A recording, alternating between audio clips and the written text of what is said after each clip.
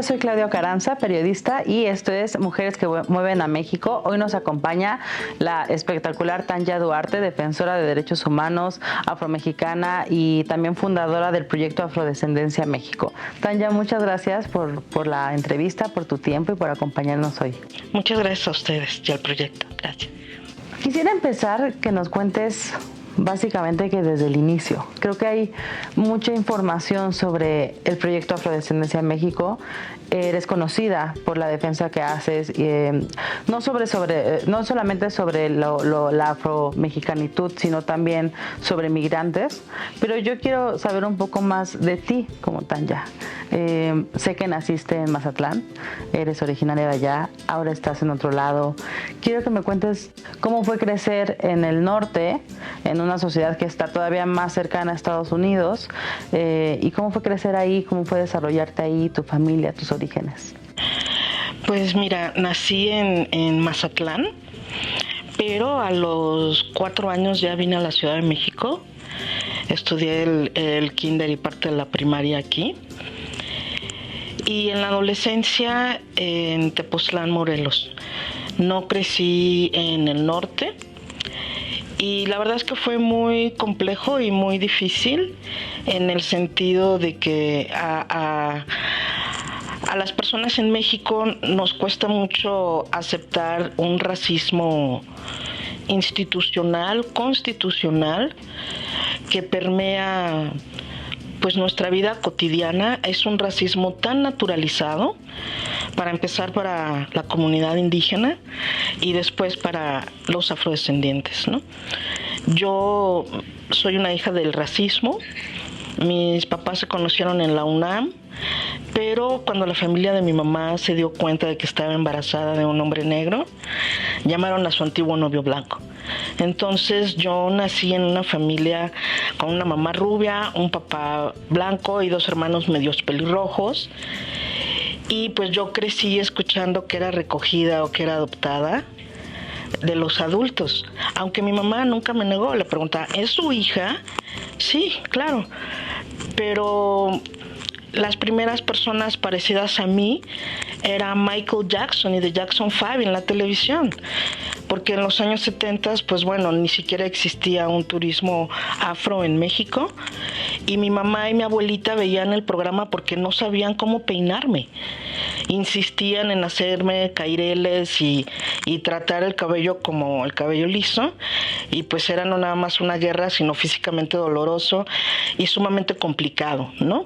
Yo veía las caras de desaprobación de los adultos, pero obviamente me tardé muchísimo tiempo, era una niña, en entender que el problema era el color.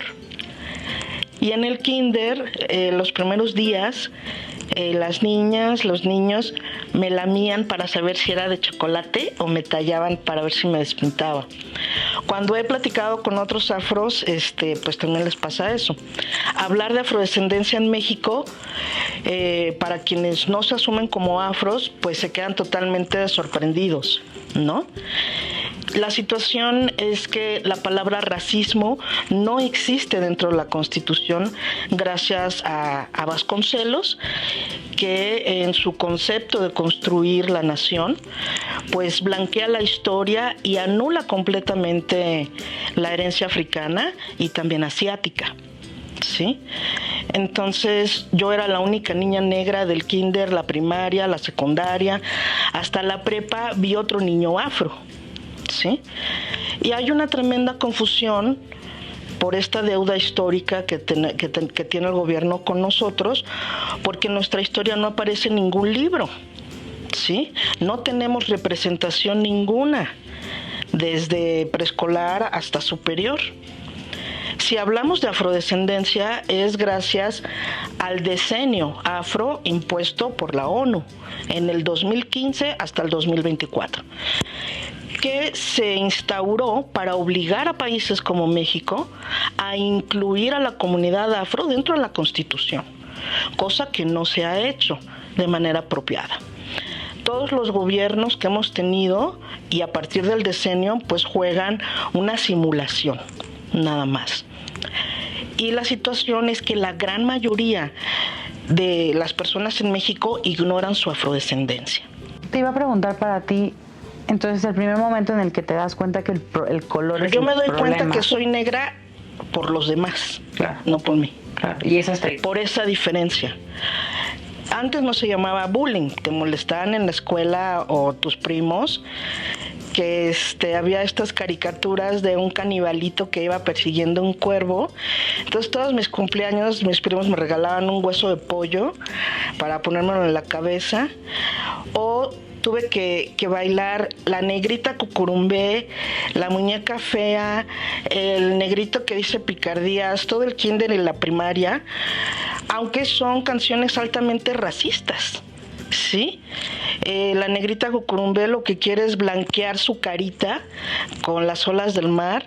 La muñeca fea está pintada de hollín, o sea, todos estos estigmas, estos estereotipos, y todavía peor porque pintaban a los niños de negro para bailar conmigo, ¿no?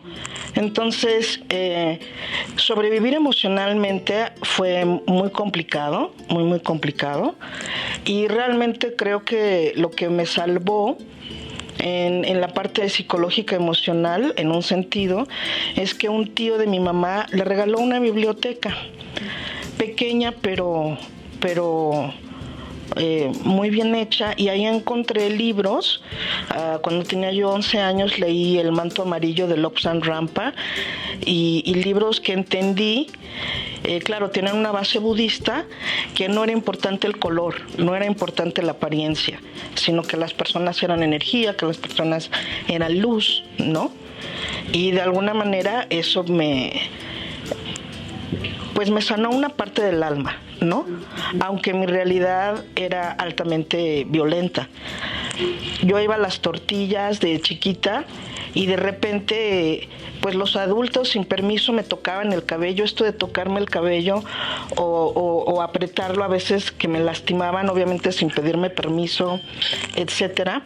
Y usar la palabra negra de una manera violenta, peyorativa, humillante, y tener unos contrastes tremendos con las maestras o los maestros en la escuela, ¿no? Porque nadie habla realmente de la violencia o del bullying que pueden ejercer los maestros. ¿En qué momento te das cuenta de que todo esto es efectivamente violento? Porque pienso que en su momento quizá tú lo sentías violento como niña, ¿no? Pero me doy cuenta que es una distinto. violencia estructural cuando tengo más o menos como 15, 16 años, ¿no? A los 15 años conocí a afroamericanos que me explicaron la historia de los Black Panthers. Traté de buscar como información en ese sentido, pero a los 15 años ya me quedó claro que estaba enfrente de una estructura de violencia, con un racismo sistemático, y como una mujer negra y joven en ese momento, tenía que enfrentarme a mucha violencia de índole sexual también, ¿no? Y a una violencia de las demás mujeres que me veían como una amenaza, o las personas asumían solamente por verme pues que ya era puta, ¿no? Muchos hombres me preguntaban dónde bailaba o cuánto costaba. Y ahora que estoy gorda y que estoy vieja, la gente me pregunta si soy cantante de jazz o cantante de salsa. Como que no si tengo no encaja, dos, ¿no? En la mente. Estos estigmas, ¿no? Estos estereotipos, ¿no? Y bueno, al final el proyecto nace de un hartazgo a través de violentar mi libre tránsito. Eso te iba a preguntar, a los 12, tú a los 15 años te das cuenta como esta violencia institucional y estructural, pero a los 12 ya había sido A los 12 me detuvieron por primera vez. Ajá. Iba a la secundaria con los pants. En Ciudad de México. Sí, con el pelo corto, mi portafolio de plástico de Sam que teníamos todo el mundo. Y dos hombres me golpearon y me llevaron. Alguien le avisó a mi mamá. Estamos hablando de los años 80, que en Centroamérica se estaban gestando estas revoluciones en Nicaragua, en El Salvador, en Honduras, y efectivamente teníamos una gran cantidad de personas huyendo, cruzando México para los Estados Unidos, ¿no? Y a la vuelta de mi casa nosotros no nos habíamos hemos dado cuenta de que había una vecindad que estaba llena de centroamericanos y estas personas que eran gente de migración asumieron que yo era un niño, ¿no? Porque todo el mundo asumía que yo era un niño por el pelo. Llegamos a un punto en que me rapaban. No tenía el cabello a 2-3 centímetros porque no había las herramientas ni los productos, etcétera, ¿no?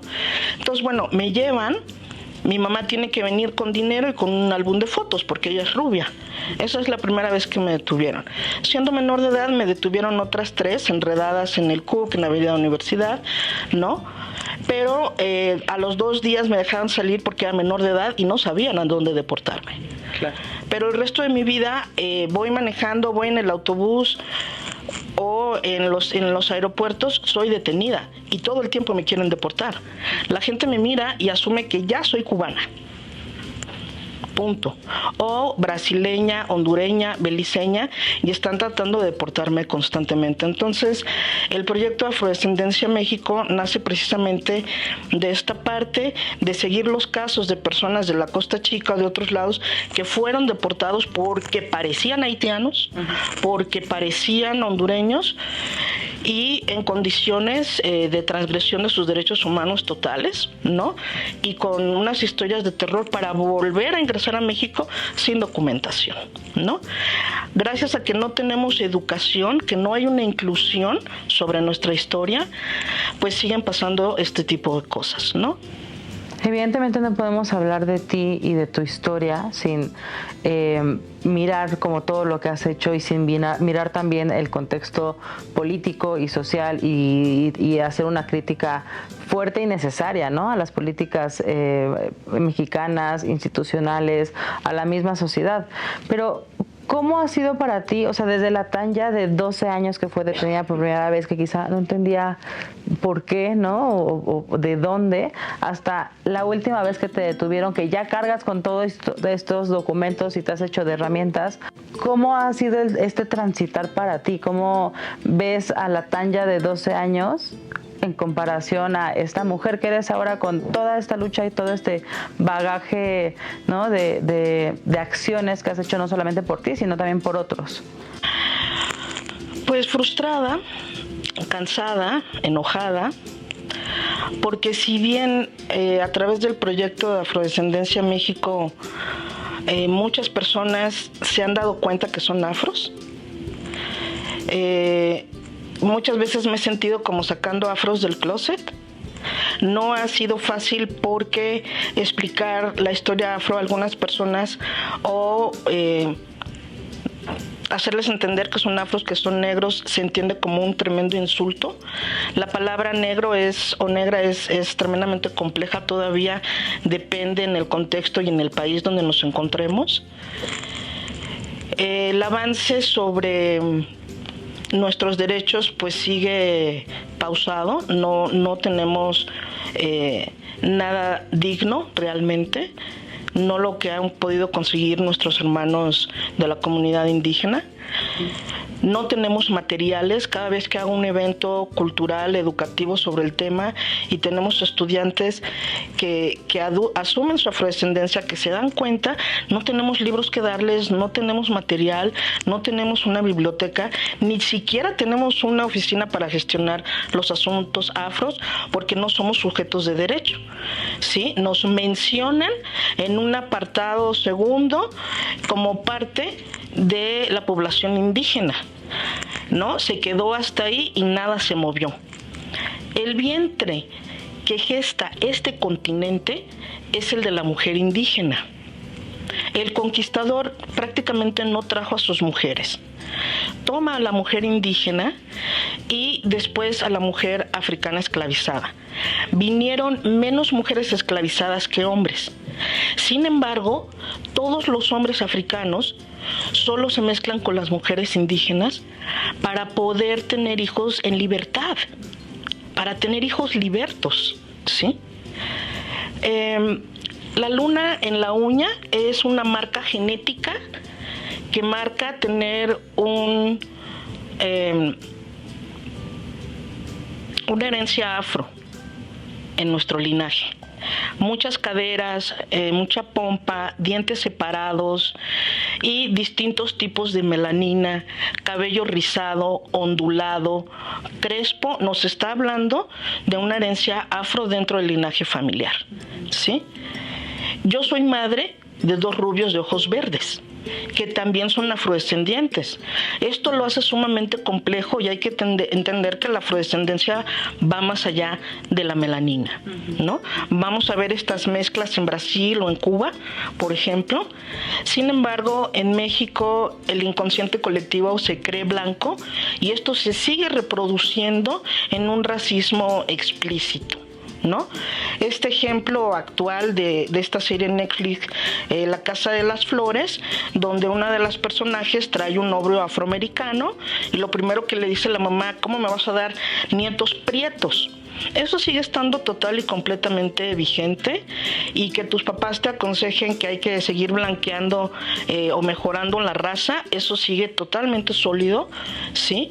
O estos micro racismos de que, bueno, es negrita o es morenita pero es inteligente, o es negrita y está bonita, ¿no? Uh-huh. Entonces, bueno, esto no ha cambiado en ningún sentido. Pero además, ¿no? Hay como una capa más como de complejidad, o de justo, ¿no? La diferencia entre lo moreno y lo negro, ¿no? Todavía en México esto se llama colorismo. Exacto. Entonces el colorismo es una de las prácticas pues totalmente fusionadas dentro del colectivo del pensamiento mexicano, ¿no? Vas a ser contratada por cómo te veas, no por tus talentos, ¿no? Y pues no tenemos una representación de nadie negro realmente, ¿no? Que nos represente. Desgraciadamente, la voz del movimiento afromexicano está en las bocas de la gente blanca académica y de los partidos de gobierno, ¿no? Uh-huh.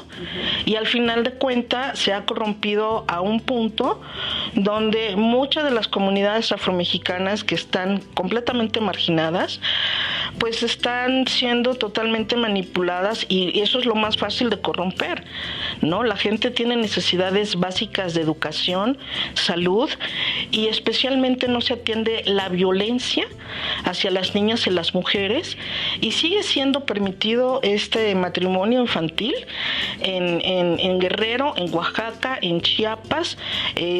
Tabasco ostenta el primer desagradable y terrible lugar de embarazo infantil en nuestro país, ¿no? Tenemos una brecha digital, la mitad de México no tiene internet. Desde la pandemia tenemos miles y miles de niñas y niños que no regresaron a la escuela, sobre todo niñas, sí. Y sobre todo comunidades de niñas y niños que no hablan español, ¿sí? Entonces tenemos un atraso que generó la pandemia tremendamente grave. El censo no funcionó porque se eclipsó con la pandemia, pero tampoco se molestaron en entrenar a personas afros, ¿sí? Afromexicanas, para que fueran ellos quienes hicieran las entrevistas, ¿no? Cuando llegaron a preguntarme, pues no me preguntaron nada. Yo le tuve que decir a la muchacha: oye, ¿no te falta algo? ¿No? Me dice: es que me da pena hacer la pregunta. ¿Por qué? Porque efectivamente muchas personas, en mi experiencia personal, las mujeres se han resistido más a aceptar su afrodescendencia que los hombres. Justo te iba a preguntar de eso, ¿cómo ya hace rato nos decías, ¿no? O sea, para ti como mujer, además, te preguntaban desde niña, ¿no? Y adolescente, si te dedicabas a algo que nada que ver, ¿no? Está esta otra capa para las mujeres, ¿no? La capa de género, ¿cómo es? Y cómo es para ti también, a lo largo de los años, cómo ha evolucionado esta capa de género como mujer afromexicana también. Pues mira, el modelo aceptado en el inconsciente en México, pues es Barbie. Y ahorita se va a reforzar con esta película como jamás en la vida. Si la mitad de las mujeres africanas usan productos súper nocivos para blanquearse la piel, si Michelle Obama alacia su cabello y el de sus hijas, ¿cuál es el mensaje? Sí. El mensaje de tener un cabello natural, un cabello rizado, se ha considerado ser primitivo, ser atrasado, ¿sí? Hasta que no hubo Me parece que una aerolínea que prohibió a las azafatas usar el cabello rizado natural. Les pidió que se lo alaciaran o que usaran pelucas. Vamos a ver esto en las mujeres negras, tanto en África, en el Caribe, en los Estados Unidos, y es un movimiento político de resistencia. Mostrarte con el cabello natural, ¿no? México obviamente no tiene la cultura, apenas en este siglo empezamos a tener, y empiezan a llegar los productos, pero la gente no sabe cómo usarlos. Es un cabello muy seco, quebradizo, que necesita muchísima hidratación, ¿no? Pero aparte de esto, el inconsciente de la mujer mexicana, pues es la rubia, blanca, alta, y esto lo vamos a esta introyección pues es muy antigua, ¿no? Vamos a ver que dentro de la Iglesia Católica, este invento de la Virgen, qué curioso que todas las vírgenes son blancas o de tez clara, de cabello liso, flacas, y no hay vírgenes ni gordas, ni viejas, ni en silla de ruedas, ¿no? Y partimos de la religión. Recordemos que en la época de la conquista, Europa legisla 40 años para decidir quiénes tienen alma, si los negros o los indígenas. De manera inteligente deciden que los indígenas tienen alma y los negros pasan a ser los frutos del demonio. La trata esclavista es una de las formas de crueldad más extremas. Es difícil documentarse, es difícil afrontar el trauma de la esclavitud. Los Estados Unidos, Brasil, Colombia, ellos han avanzado mucho en la materia de inclusión, en la materia de educación, con todas las dificultades que siguen habiendo, pero hay registros y hay una manera de encontrar vías de sanación psicológica a enfrentar la historia de nuestros ancestros y lo que vivimos día a día. La brutalidad policíaca, lo que vimos en los Estados Unidos con la muerte de George Floyd, por ejemplo, nunca pudimos en México llegar a hablar de una discusión sobre el racismo, porque se hizo una pelatera entre CONAPRED, Chumel, esto, el otro, se anuló y se lo brincan, como siempre. Ahorita vemos las protestas en Francia, ¿no? Por la muerte de este niño afrodescendiente, que pone otra vez en tela de discusión esta deuda histórica con los afros en todo el mundo. ¿Sí me explico? Y dejar de tenerle miedo, ¿no?, a lo negro. Y tiene que ver con utilizar el lenguaje, ¿no? Definimos todo lo negro, todo lo negativo, como negro, perdón, lo negativo, lo difícil, lo oscuro, ¿sí? Denigrar es una palabra que quiere decir de negros, es una palabra que no podemos seguir usando, ¿no? Y todo esto pues lo ignora la gente, no es culpa de la gente. Cada vez que a mí me detienen en este país, que es un militar, la Guardia Nacional, Migración, Policía Municipal, Federal, ellos están haciendo su trabajo. No es su culpa, no hay dolo, sí, bueno, ¿no? No hay educación. Y aunque yo sé las leyes como mexicana, yo tengo que traer en mi cartera la CURP, pasaporte, la credencial para votar, la licencia de manejo, bueno, hasta la credencial de Cinemex, porque me quieren obligar a cantar el himno nacional y nunca lo he hecho, y les digo, te doy la receta del mole, o del caldo tlalpeño, o del pipián. Me detienen en todos los aeropuertos, en el extranjero y en vuelos nacionales. Aunque yo estoy en Europa, la gente está convencida de que soy cubana o que soy africana, no mexicana. Y aquí en México, por el simple hecho de que nací en Mazatlán, una de las veces que me detuvieron, ya había documentado, me quitaron mi bolsa, una señorita federal, un señor de migración y un militar. Están revisando mi pasaporte y el militar dice, aquí dice que nació en Mazatlán, Sinaloa, debe ser colombiana.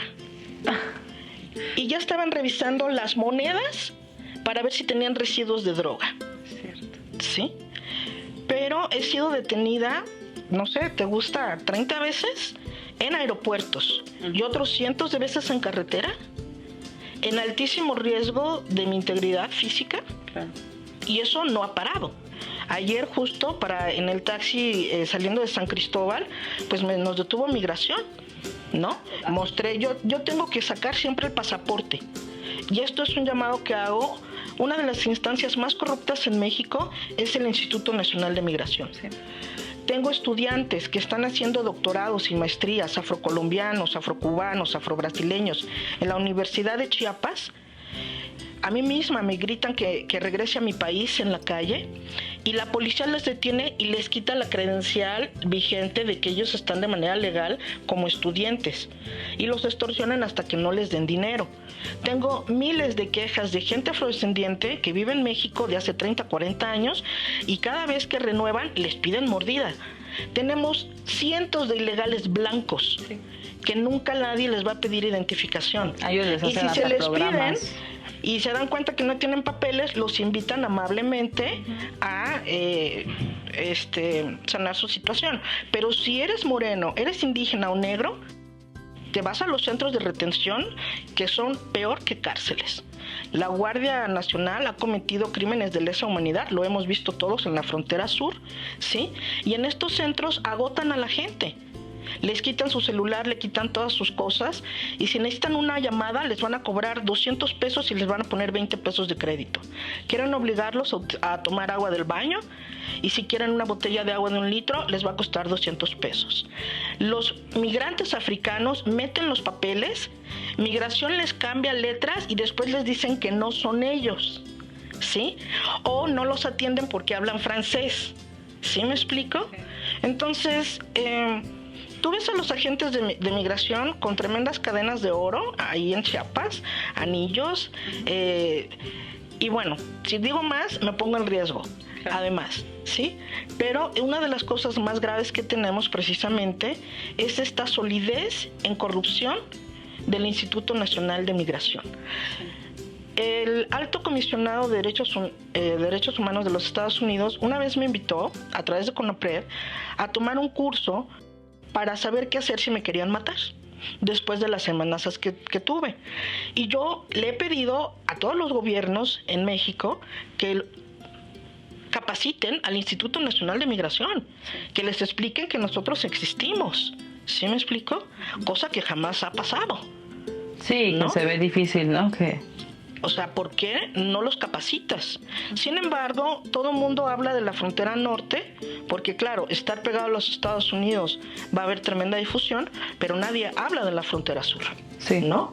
Y del Instituto Nacional de Migración coludido con el crimen organizado. Entonces vimos una gran cantidad de secuestros de mujeres negras, sobre todo embarazadas, de niñas y de jóvenes, y se sabe, ¿no?, de estos prostíbulos en todo largo de la frontera sur con menores de edad centroamericanas.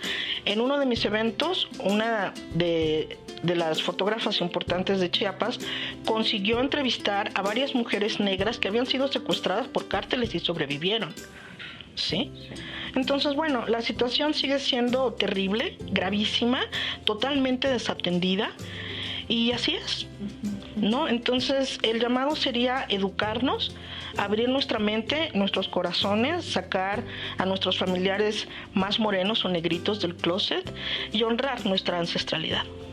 Tanya, te agradezco muchísimo tu testimonio y esta invitación también que haces y llamamiento. Creo que es súper importante este llamado a las autoridades, a la sociedad civil y evidentemente unas raíces bien importantes que son poco vistas y por eso la última pregunta es evidentemente, tú, Tanya, ¿cómo mueves a México? Yo muevo a México a través de seguir acompañando mujeres. Las mujeres somos las que movemos al mundo y somos las mujeres que a través de la sororidad nos rescatamos unas a las otras y lo ideal sería que hubiese más mujeres abiertas a ser sororas.